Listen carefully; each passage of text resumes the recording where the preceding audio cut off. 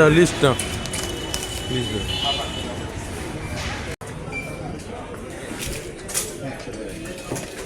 এটা রেখে দাও। হ্যাঁ, টোকেন না, টোকেন নিছো?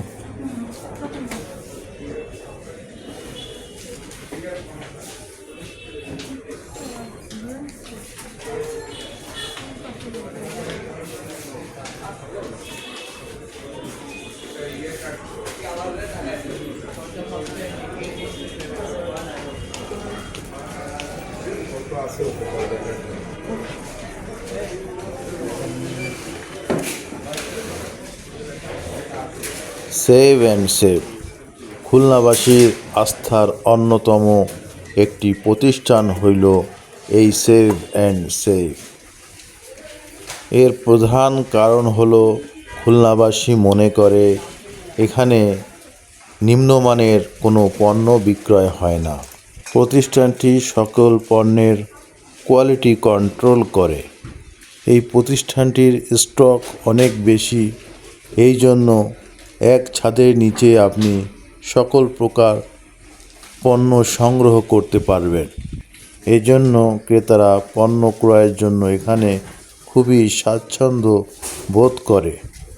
এখানে পণ্য ক্রয় করলে আপনাকে ভ্যাট সংযুক্ত করে পেমেন্ট করতে হবে। প্রতিষ্ঠানটি দীর্ঘদিন ধরে অত্যন্ত সুনামের সাথে ব্যবসা পরিচালনা করে যাচ্ছে। সেভ অ্যান্ড সেভের স্পেস খুবই বড় এবং সম্পূর্ণ শীতাতাপ নিয়ন্ত্রিত। এই জন্য আমি রিল্যাক্সভাবে ঘুরে ঘুরে আপনাদেরকে কিছু দেখানোর চেষ্টা করছি। সেভ অ্যান্ড সেভের মশলাগুলি আমার কাছে খুবই উৎকৃষ্ট মানের মনে হয়, সেজন্যে হয়তো এরা প্রাইসটা অনেকটা বেশি রাখে। কার কাছে কোন পণ্যটি বেশি ভালো মনে হয় আপনারা কমেন্ট করে জানাতে পারেন। পূর্বে সেভ অ্যান্ড সেভে একটি ফুড কোর্ট ছিল, এখন তা বন্ধ করে দেওয়া হয়েছে। আমি মনে করি এখানে একটা ফুড কোর্ট চালু করলে খুবই ভালো হয়। ভিডিওটি যে যেখান থেকে দেখছেন সকলকে আমার আন্তরিক শুভেচ্ছা। সঙ্গে থাকার জন্য সকলকে অসংখ্য ধন্যবাদ।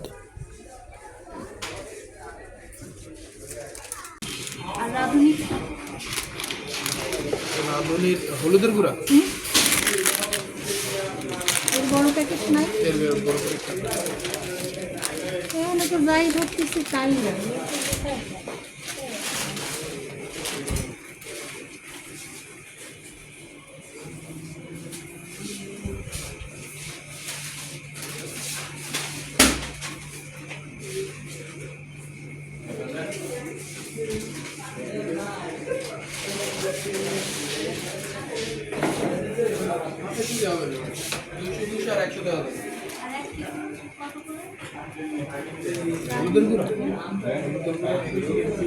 মশলা 1 কেজি হবে হলো কি মরিচের গুঁড়া।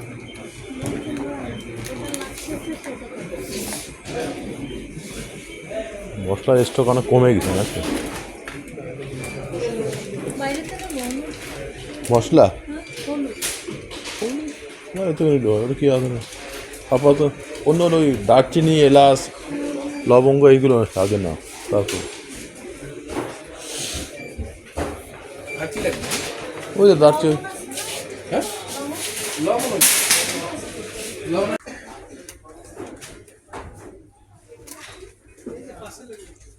দেশপ্রেমিক দেশপ্রেমিক